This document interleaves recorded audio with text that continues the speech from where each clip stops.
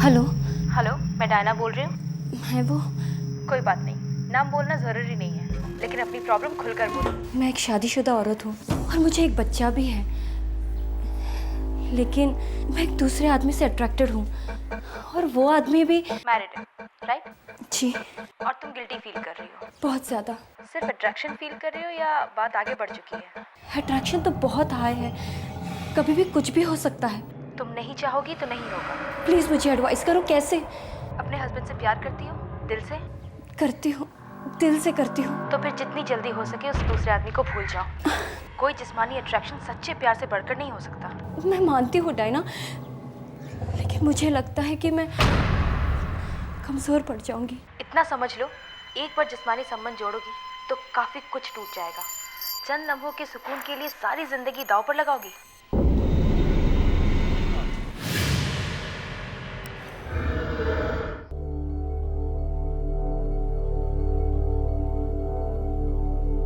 बाबूजी, लोगों के कहने से झूठ सच नहीं हो जाता।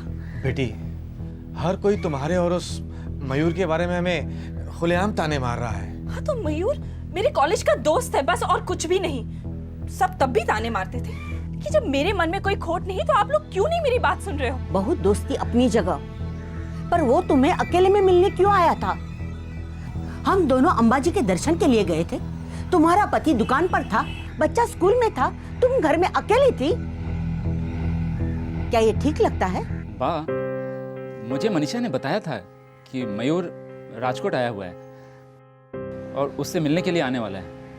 आप लोग तो बस खामखा बात का बतंगड़ बना देते हैं। बा, मुझे अपने पत्नी पे पूरा भरोसा है। अब दुनिया क्या कहती है मुझे नहीं मालूम। दुनिया जाए भाड़ में, मुझे उससे क्या। दुनिया मायने रखती है बेटा। जब दुनिया कुछ कहती है तो हमें सुनना पड़ता है। और उसी दुनिया की बकवास सुनकर आप अपनी बहू की बेइज्जती करेंगे। बाबूजी, बा, अगर मैं आपकी बेटी होती, क्या तब भी आप यही कहते?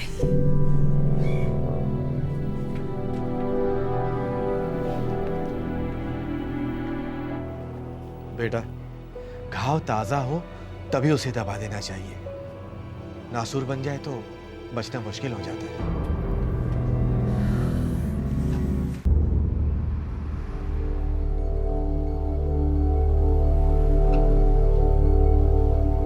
देखो दीपक, मैं तुम्हारे बा और बापू की बुराई नहीं करना चाहता और ना ही उनके खिलाफ तुम्हें भड़काना चाहता हूं, लेकिन बिना बोले रह भी नहीं सकता।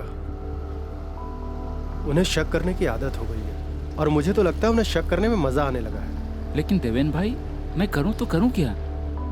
आखिर वो मेरे माता पिता हैं। देवेन भाई, माँ और बाबूजी के शक का शिकार सिर्फ मैं होती हूँ। उन्हें और किसी से कोई शिकायत नहीं है। मेरे पास एक उपाय है, अगर तुम दोनों ठंडे दिमाग से सोचो तो। बोलते रहिए, सुन रहे हैं। दोनों पार्टियों को सांस लेने के लिए जगह चाहिए, जो कि इस वक्त नहीं है। क्या आप ये कहना चाहते हैं कि हम उन दोनों से अलग हो जाएं? थोड़े टाइम के लिए। नहीं देवेन भाई, ये नहीं होगा। क्यों नहीं होगा? अरे कोई महापाप करने नहीं जा रहे हो और उनकी तबीयत भी भली अच्छी है और तुम दोनों अलग रहोगे, रिश्ता तोड़ने नहीं जा रहे हो। लेकिन फिर भी दीपक, देवेन भाई सही कह रहे हैं। तुम लोगों का हसनवाड़ी वाला मकान खाली है ना, उसकी साफ सफाई करवा लो और उसमें रहने लगो। मैं चैलेंज के साथ कहता हूँ कि 3 महीने के अंदर अंदर दोनों गाड़ियां स्मूथ पटरी पर चलने लगेंगी। हाँ,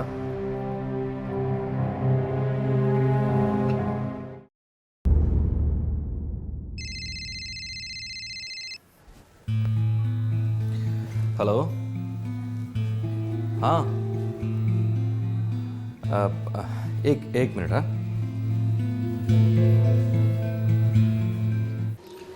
हाँ हाँ, हम वहीं मिलेंगे। हाँ, मैं पहुंच जाऊंगा।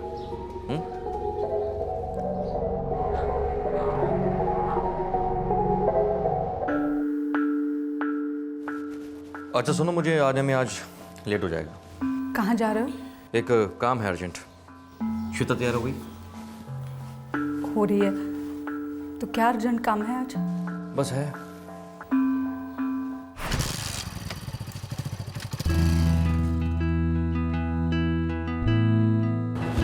बाय मम्मा। Bye baby. बैठ गए ना? पकड़ो जोर से।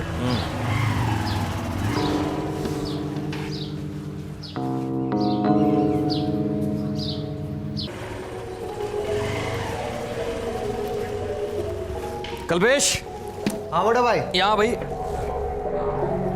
अच्छा सुन, मुझे एक अर्जेंट काम है आज, तो मैं आज दुकान पे नहीं आ पाऊंगा। तू संभाल लेना है। कहाँ जा रहे है काम। कैसा काम? अरे यार, तो कोई पुलिस वाला कि तेरे सारे सवालों का जवाब दूं मैं? खाना खा लेना, चलता हूँ, लेट हो रहा हूँ।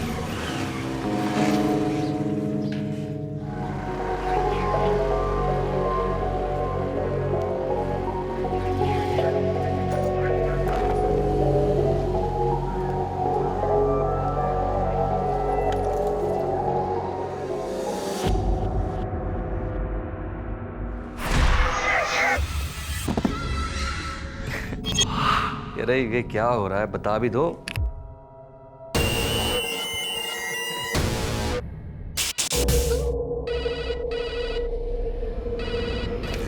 हेलो, हाँ मैं भरत का दोस्त बोल रहा हूँ। वो कुछ अर्जेंट काम से गोधरा गया हुआ है, उसको लौटने में टाइम लगेगा। लेकिन भरत भाई ने ऐसा कुछ भी नहीं कहा था आज सुबह।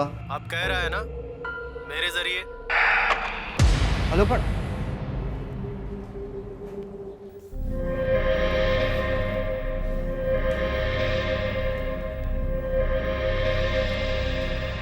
फोन भी नहीं उठा रहे। पहले तो कभी गोधरा नहीं गए।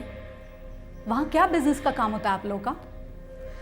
वहाँ कोई काम नहीं होता भाभी, इसलिए तो मैं भी परेशान हूँ। तुम्हारे भरत भाई ना मुझे कुछ बताते नहीं है, कहाँ जाते हैं, क्या करते हैं। मुझे कुछ ठीक नहीं लग रहा है कल्पेश। 2 सेल फोन्स रखते हैं वो, रिंग जा रहे हैं लेकिन उठा नहीं रहे। 24 घंटे से ऊपर हुए उन्हें घर लौटे हुए। और हमें कोई आइडिया नहीं कि वो गोधरा क्यों गए इंस्पेक्टर साहब। फोन करने वाले ने अपना नाम नहीं बताया? जी नहीं, मेरे पूछने से पहले ही उसने फोन काट दिया। आपकी दुकान हसनबाड़ी में ना? जी बराबर। एक काम करिए, वो दोनों सेल नंबर लिख के दीजिए और आपकी दुकान का लैंडलाइन भी। सर, राजकोट बस स्टैंड के पास एक पीसीओ है। भरत भाई की दुकान पर फोन वहां से आया था और भरत भाई की फोन की लोकेशन दिखा रहे हैं कि 11 अक्टूबर को वो गोधरा में थे, उस दिन से वो मिसिंग हैं। और दूसरे दिन की लोकेशन राजकोट बता रहे हैं और 13 अक्टूबर को फिर से गोधरा। और इस वक्त लोकेशन राजकोट और गोधरा के बीच में कहीं है। यहाँ कोई गेम खेला जा रहा है। कैसा गेम सर? किसी अज्ञात आदमी ने कल्पेश को राजकोट के पीसीओ से फोन किया, बस स्टॉप से, और भरत भाई के फोन की लोकेशन राजकोट और गोधरा के बीच में है, कंटिन्यूअस। जी सर। तुम एक काम करो, इन 2 बस स्टॉप के बीच में जितनी बसें चलती हैं उन्हें चेक करो।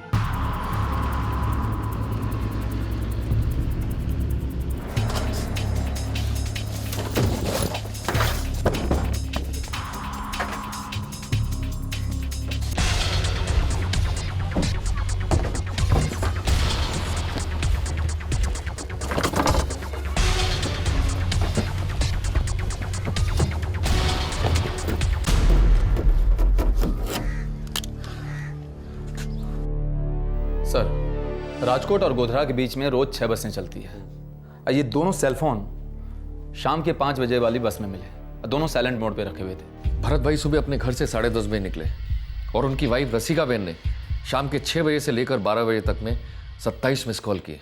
Yes sir. लेकिन घर से निकलने से पहले उन्होंने एक लास्ट कॉल रिसीव किया इस नंबर से।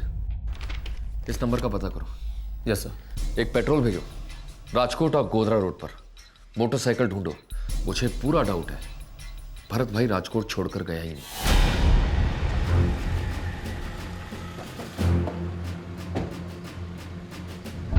रसिका जी, आपको और हमें भटकाया जा रहा है। कौन भटका रहा है हमें? कोई अज्ञात आदमी या फिर खुद भरत भाई। लेकिन मोटा भाई ऐसा क्यों करेंगे? आप बताइए। इन दिनों भरत भाई कुछ ऐसा कर रहे थे जो आप लोगों को कुछ अजीब या अटपटा लगा हो? मुझे नहीं पता। पापा ना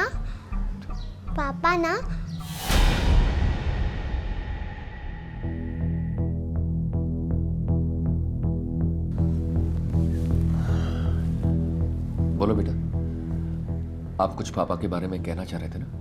पापा बहुत अच्छे हैं, वो मुझे बहुत प्यार करते हैं। ये तो बहुत अच्छी बात है, लेकिन आप कुछ और कहना चाह रहे थे ना? नहीं।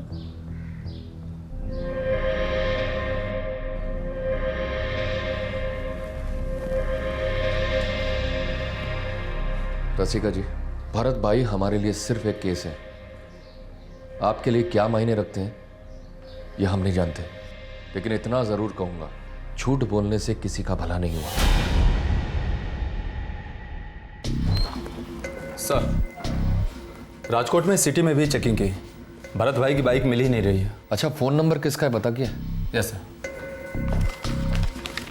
ये आखिरी कॉल जो 9:40 में आया था वो किसी मनीषा सेठ का है। मतलब इस मनीषा सेठ ने भरत भाई के घर से निकलने से पहले फोन किया? Yes sir. और शायद रसिका बेन, भरत भाई की वाइफ, इस बात को जानती थी, लेकिन शायद उन्होंने बताया नहीं।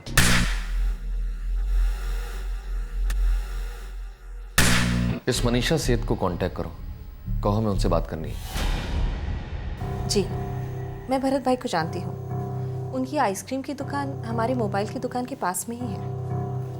वो 1-2 बार हमारे घर भी आए हैं, लेकिन बात क्या है इंस्पेक्टर साहब? 11 अक्टूबर की सुबह 9:40 को भरत भाई के सेल पर आपके मोबाइल से फोन आया था। हाँ, मैंने कॉल किया था। उन्हें एक मोबाइल खरीदना था, ब्लैकबेरी लेटेस्ट मॉडल। वो मैंने उनके लिए मंगवाया था, बस यही बताने के लिए फ़ोन किया था। क्या भरत भाई आपके दोस्त हैं? नहीं, पहचान वाले हैं। क्यों? क्योंकि उनके साथ कुछ हुआ है।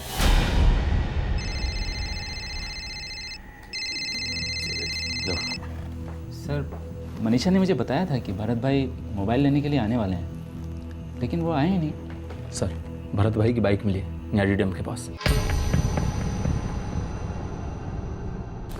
साहब, वहाँ बांध के पास झाड़ियों में एक गोनी है, उसमें लाश है साहब।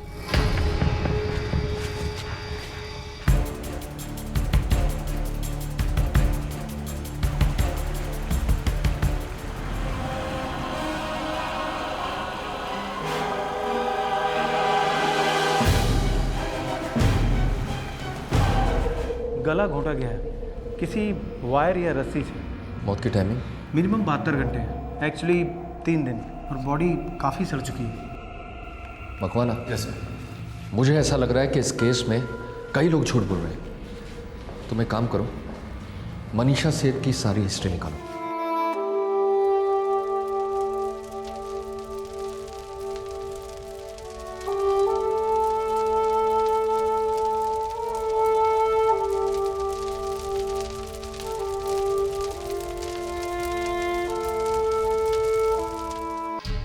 सर, मनीषा की दीपक के साथ 7 साल पहले शादी हुई। उनका 6 साल का एक लड़का है दीपू, और 3 साल पहले वे दीपक के माँ बाप से अलग हुए और अपना अलग घर बनाया। जरूर कोई स्टोरी होगी। स्टोरी है सर, रंगीन स्टोरी है। मनीषा की सास ससुर को शक था कि मनीषा का किसी मयूर नाम के आदमी के साथ अफेयर था। हर कोई तुम्हारे और उस मयूर के बारे में हमें खुलेआम ताने मार रहा है। अफेयर? हाँ सर, पड़ोसियों से बात हुई, बोल रहे थे जब जब उनके सास ससुर तीर्थ यात्रा पर जाते हैं, बच्चा स्कूल में, दीपक दुकान पर। वो मयूर दोपहर में घर आता। और ये भरत भाई, इसका कोई चक्कर इससे? दोनों की दुकान आसपास है तो अच्छी जान पहचान थी। ये औरत कत्ल कर सकती है? और अगर हाँ तो क्यों? सर, इन दोनों के बीच में कोई बिजनेस रिलेशनशिप तो नहीं थी। तो फिर कैसे रिलेशनशिप में मकाना? अफेयर होता तो कहाँ और कैसे मिला करते थे। ये भरत भाई की बेटी श्वेता कौन से स्कूल में जाती है, ये पता करो।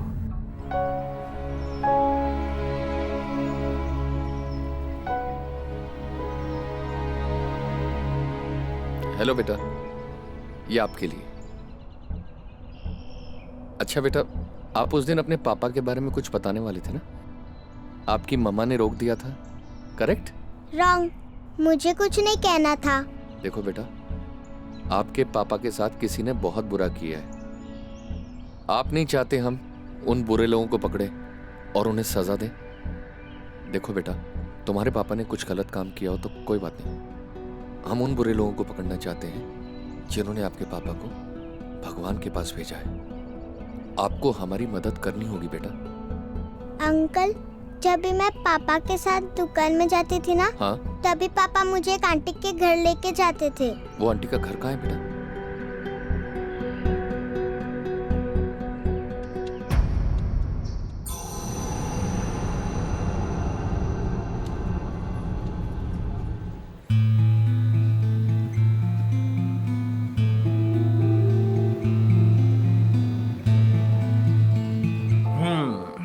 तो श्वेता बेटा, आप यहाँ पर दीपू के साथ खेलो, मुझे मनीषा आंटी के साथ कुछ काम है, मैं अभी आता हूँ। और देखो कहीं जाना नहीं, यहीं पर खेलना। ओके ओके पापा। ओके बेटा, ओके, लव यू। चलें।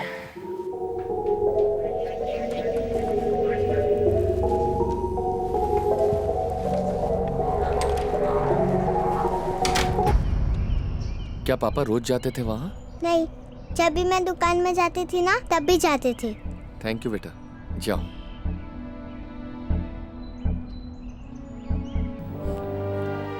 आपने हमें भरत भाई और मनीषा के अफेयर के बारे में क्यों नहीं बताया रसिका बहन?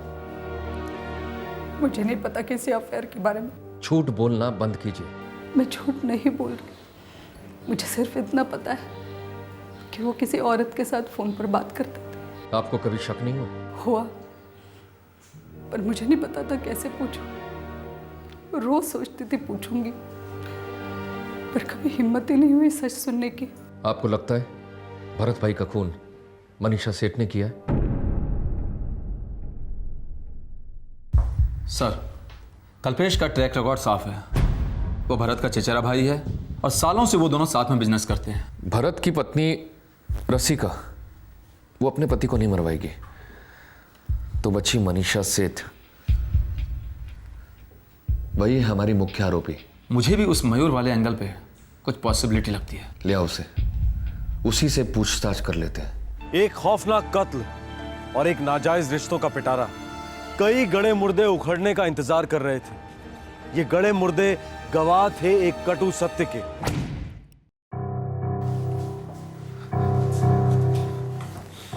ओह, तो तू भी शादीशुदा है? मैं भी, मतलब मैं कुछ समझा नहीं। बहुत जल्द समझ जाएगा। ये मनीषा सेठ को कॉलेज से जानता है ना? जी सर। लास्ट कब बात हुई थी? सालों पहले, तब उसकी शादी भी नहीं हुई थी। लेकिन ये फोन रिकॉर्ड कहते हैं कि मयूर झूठा है। खुद पढ़ इसको। पिछले हफ्ते तक रोजाना बात हो रही थी सेल पर। अब बोल और सच बोल। मैं और मनीषा बीच बीच में मिलते रहते हैं। और भरत भाई कबाब में हड्डी थे ना? नहीं सर, भरत भाई और मनीषा सिर्फ दोस्त थे। तुझे उसकी दोस्ती खटकी और तूने उसे मरवा डाला? नहीं सर, मैंने किसी को नहीं मारा। तो भरत भाई को किसने मारा मयूर? मुझे नहीं पता, मैं सिर्फ इतना जानता हूं कि भरत भाई मनीषा को ब्लैकमेल कर रहे थे और मनीषा बहुत डरी हुई थी। सुनो मयूर, खत्म करना होगा। किससे? हमारे अफेयर को। क्यों? मुझसे बोर हो गई हो क्या? डर गई हूँ। किससे डर गई हो? भरत भाई को हमारे अफेयर के बारे में पता चल गया है। उसने अगर मेरे हस्बैंड को बता दिया तो सब कुछ खत्म हो जाएगा और मैं उनके प्यार और भरोसे को खोना नहीं चाहती। मैं तुम्हें खोना नहीं चाहता। तुम कहोगी तो हम कहीं बाहर मिल लेंगे, कहीं और। नहीं मयूर, बस। तुम्हारी सहेली सेजल के यहाँ, वो तो तुम्हारी बहुत अच्छी दोस्त है ना? नहीं मयूर, मैंने कहा ना, अब मैंने ठान ली है। मनीषा प्लीज। और सर, ये 7 दिन पहले की बात है। उसके बाद से तो मैं मनीषा से मिला भी नहीं और मेरी उससे कोई बात भी नहीं हुई। कॉलेज से अफेयर था ना तुम्हारा? जी सर। शादी के बाद भी मिलते थे? उसके अलग घर बसाने के बाद भी? हमारा अफेयर कभी रुका ही नहीं। धोखेबाजी और झूठ का सिलसिला चलता रहा सालों से। सर, हमारी रिलेशनशिप है। डरपोकों वाली रिलेशनशिप है। अगर सच्चा प्यार करते तो अपने अपने पार्टनर से अलग हो जाते, सबको धोखे में नहीं रखते। खैर, ये सेजल कौन है? सेजल सर मनीषा की खास सहेली है। सरपदल गांव में किसी आंगनवाड़ी में काम करती है। सरपदल गांव? वो तो नियारी डैम के पास है, जहां भरत भाई की लाश मिली थी। ये सेजल का नंबर है? जी सर। आखिरकार झूठ के काले बादल हटने लगे। भरत की हत्या की सच्चाइयां उभर आईं। मनीषा पहले से ही पुलिस की मुख्य आरोपी थी। अब ऐसे कई सुराग मिलने लगे थे जो आरोपी को मुजरिम साबित करने ही वाले थे। सर, सेजल और मनीषा के बीच 10 और 11 अक्टूबर के बीच कई कॉल्स हुए हैं। 11 अक्टूबर का स्टेटस बताओ, जिस दिन भरत भाई गायब हुए। इस सेजल की सेलफोन की लोकेशन मनीषा के घर में थी और तकरीबन 2 बजे सेजल और मनीषा दोनों की सेलफोन की लोकेशन न्यारी डैम के पास है। इसका मतलब है मनीषा ने सेजल से मदद ली है भरत भाई का कत्ल करने के लिए। उसी दिन दोपहर 12 बजे मनीषा की इंटरेस्टिंगली 7666823822 से बात हुई थी और ये नंबर मनीषा के पति दीपक के भाई देवेन का है। लेकिन वो तो उनके साथ दुकान चलाता है, इसमें इंटरेस्टिंग क्या है मकवाना? जिस वक्त सेजल और मनीषा नियारी डैम पर थे, देवेन के सेल फोन का लोकेशन भी नियारी डैम दिखा रहा है। Good show Makwana. अब तीनों को आमने सामने कर देते हैं, हो जाने तो क्लाइमैक्स।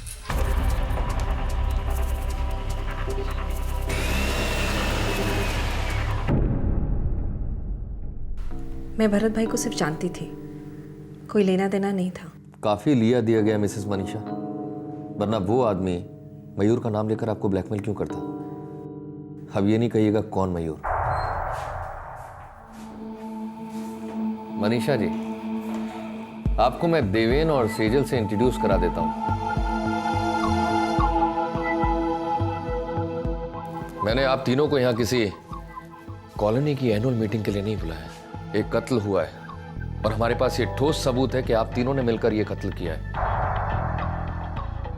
अब अगर किसी ने भी झूठ बोला तो मुंह तोड़ दूंगा।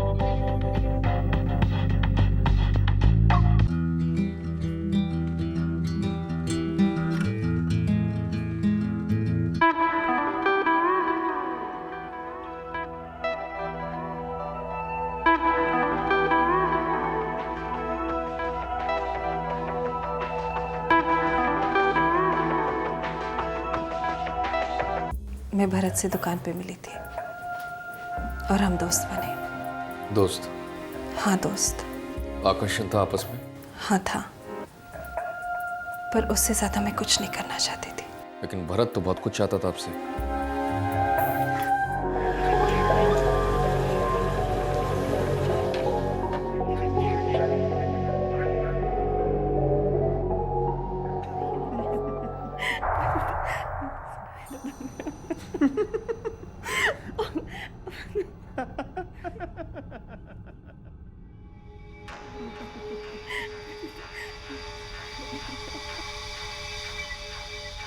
मयूर,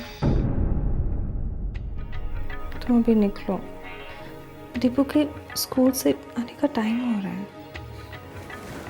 तो आने दो, उसे कौन सा समझ में आएगा, छोटा है। पागल हो, पता है वो अपने पापा को कहेगा पापा पापा मम्मा को मिलने कोई अंकल आए थे। कहने दो, तो बोल देना कि भरत आया था। कौन सा दीपक भाई को शक होगा भरत भाई को?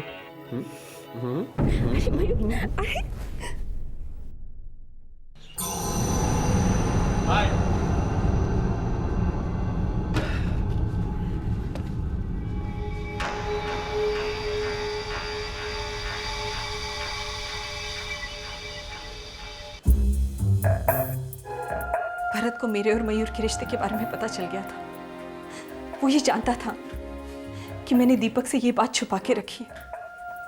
बस उसने इसी बात का फायदा उठाया और मुझसे वो सब करवाया जो वो चाहता था, मैं नहीं।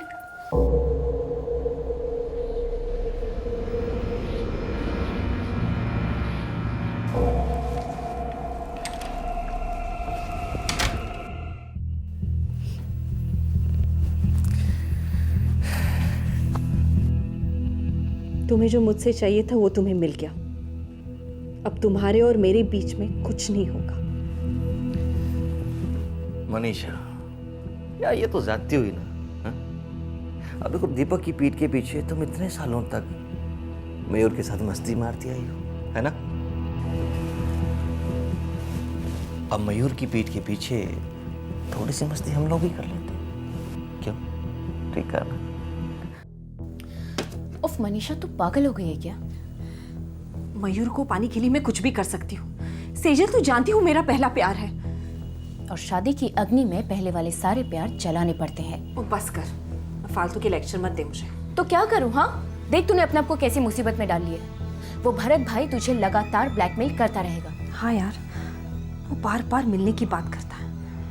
और मिलना मतलब समझती है ना तू? समझती हूँ मैं, इसीलिए बोल रही हूँ कि दीपक को सब कुछ साफ साफ बता दे। नहीं सेजल, मैं उसे कुछ नहीं बता सकती। उसने अपने माँ बाप के सामने मुझे सपोर्ट किया था। वो ये बर्दाश्त कर ही नहीं पाएगा कि मैं उसके साथ चीटिंग कर रही हूँ। और अब तो वो भरत के साथ भी इतना सब, तो मनीषा तू लाइफ से चाहती क्या है आखिर? दीपक मेरे पति है और मयूर मेरा प्यार। मुझे दोनों चाहिए। और भरत भाई? वो मुझे नहीं चाहिए। भाभी, आपके सास ससुर मयूर के बारे में बात कर रहे थे ना, तब मुझे पता था कि वो लोग सच बोल रहे हैं और आप झूठ। फिर भी आपने मुझे सपोर्ट किया। दीपक भाई के लिए बहुत अच्छे इंसान है वो। तो क्या मैं बुरी हूँ? आपको अपनी बहन मानता हूँ मैं। तो फिर अपनी बहन की मदद कीजिए। मेरे कैरेक्टर को लेके फिर कभी डिस्कस करेंगे। अब पक्का दीपक भाई को ये बात नहीं बताना चाहती? हाँ देवेन भाई, नहीं तो मैं आपको क्यों बताती, सीधा उन्हीं के पास नहीं चली जाती। तब तो बस एक ही तरीका है भरत भाई को चुप कराने का। नहीं नहीं नहीं, बिल्कुल नहीं। मुझे इन सब में मत घसीटो तुम। सेजल, तू भूल गई ना मैंने कितना कुछ किया है तेरे लिए लाइफ में? गिनाओ तुझे। सजल बहन, किसी को कुछ भी पता नहीं चलेगा और आपका नाम तो बिल्कुल भी नहीं आएगा। मेरा प्लान एकदम फुल प्रूफ है। नहीं प्लीज प्लीज सेजल, 15 साल की दोस्ती है हमारी। तू मेरी बहन है यार, प्लीज।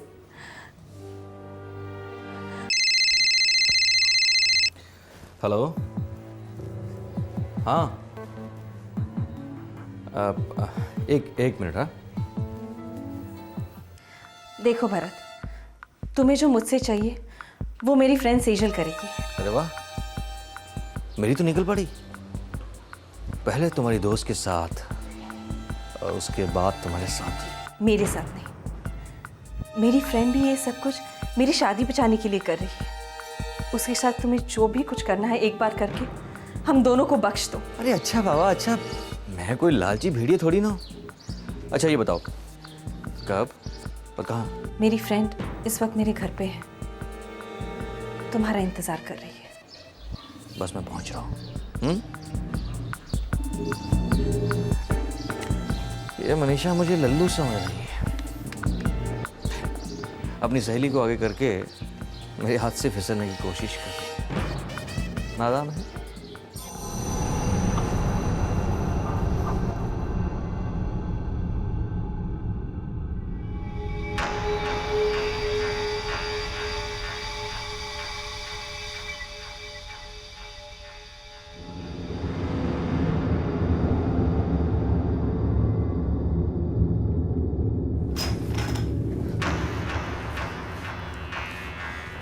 देखो मनीषा, उसके अंदर आने तक उसे बिल्कुल भी डाउट नहीं होना चाहिए और उसके यहाँ आते ही मैं उसके गले में ये फंदा डाल दूंगी।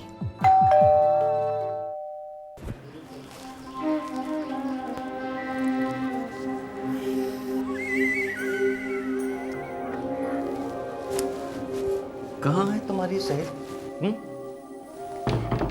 कहाँ है तुम्हारी सहेली? हाँ, मुझसे गेम खेल रही हो?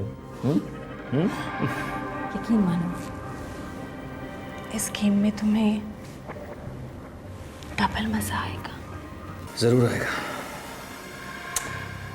लेकिन पहले तुम्हारी सहेली को एक बार देख तो लो। तुम मर्द लोग ना पेशेंस नाम की चीज ही नहीं पता। ये सरप्राइज? हाँ, तुम मुझे सरप्राइज देना चाहती हो, है ना? ऐसा सरप्राइज जिसे तुम कभी नहीं भूलोगे। मनीषा, बिल्कुल सबर नहीं हो रहा। उसे बुलाओ ना, प्लीज बुलाओ ना अपनी दोस्त को। हैं? आओ, एक मिनट। अरे क्या कर रही हो? अरे यार बुलाओ अपनी दोस्त को, इंतजार नहीं होता है अब। हाँ, बिल्कुल देखो सबर नहीं हो रहा है मुझसे, बिल्कुल भी सबर नहीं हो रहा। बुलाओ ना जल्दी से।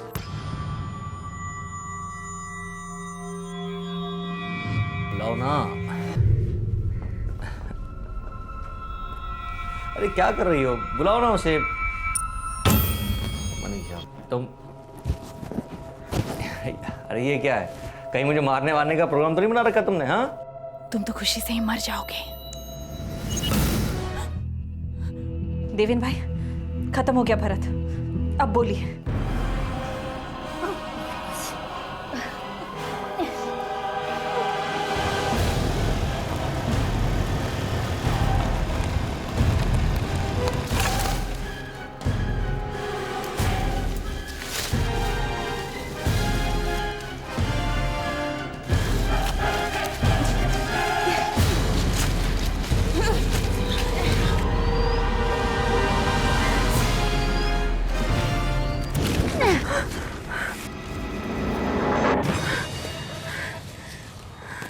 इसका सारा सामान तो निकाल लिया था ना?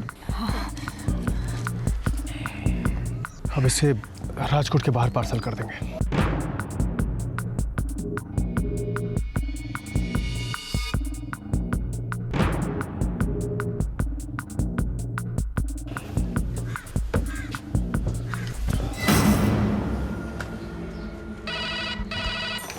हेलो, हाँ, मैं भरत का दोस्त बोल रहा हूँ। वो कुछ अर्जेंट काम से गोधरा गया हुआ है, उसको लौटने में टाइम लगेगा। लेकिन भरत भाई ने ऐसा कुछ भी नहीं कहा था आज सुबह। अब कह रहा है ना मेरे जरिए।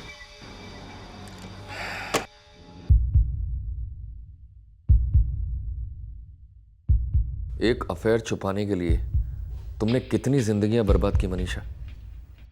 तुम्हारे पति पर मुझे तरस आता है।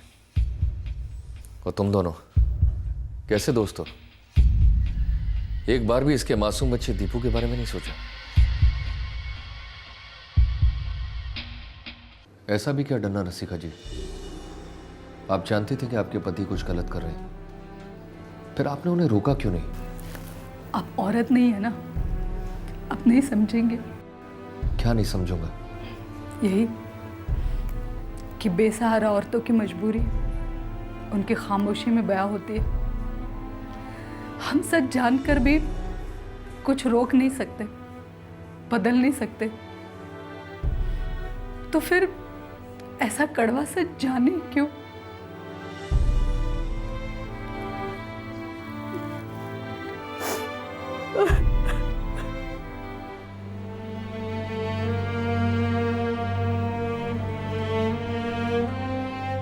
बेटे, घाव ताजा हो तभी उसे दबा देना चाहिए। नासूर बन जाए तो बचना मुश्किल हो जाता है। बोला होता मनीषा, एक बार बोला होता। हिम्मत नहीं थी दीपक, हिम्मत नहीं थी। मैं तुम्हें और दीपू को खोना नहीं चाहती थी। बहुत गिल्टी फील कर रही थी। जब अफेयर कर रही थी तब गिल्ट फील नहीं हुआ था? एक बार बता देती मनीषा, बात यहां तक नहीं पहुंचती। अगर मैं तुम्हें बता देती तो क्या तुम मुझे माफ कर देती दीपक? माफ तो मैंने तुम्हें उसी दिन कर दिया था मनीषा, जिस दिन बा और बापू ने तुम पे उंगली उठाए थे। मैं जानता था मनीषा, वो लोग सच बोल रहे हैं। क्या? हाँ मनीषा, मैं जानता था, लेकिन तुम्हें बोलकर तुम्हें तुम्हारी नजरों में गिराना नहीं चाहता था। मैं सोचा कि प्यार से तुम्हारा दिल जीत लूंगा, इसलिए बा और बापू से अलग होने को राजी हो गया। सोचा धीरे धीरे तुम उसे भूल जाओगी, लेकिन नहीं, ऐसा कुछ भी नहीं हुआ। मेरा प्यार फेल हो गया मनीषा। नहीं थी, फेल हो गया मेरा प्यार। नहीं थी। मुझे मेरी चुप्पी बहुत भारी पड़ी। बहुत भारी पड़ी मुझको मेरी चुप्पी।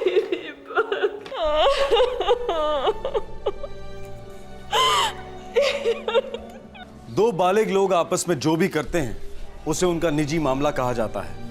हम ये भी मानते हैं कि स्त्री और पुरुष के बीच के रिश्ते बहुत पेचीदा होते हैं, लेकिन एक बात बिल्कुल सरल है, साफ है कि जब भी कोई नाजायज गैर कानूनी कदम उठाता है तो जुर्म का जहरीला फन भी उठता ही उठता है। लोग भले ही एक दूसरे को माफ कर दें, बुरी यादों को भुला दें, लेकिन कानून ना तो माफ कर सकता है ना भुला सकता है। कानून सिर्फ न्याय कर सकता है। रिश्ते जोड़ने या तोड़ने से पहले सोचना बहुत जरूरी है। कानून तोड़ेंगे तो अदालत सजा देगी, दिल तोड़ेंगे तो जिंदगी सजा देगी। तब तक अपना ख्याल रखें, सुरक्षित रहें। जय हिंद।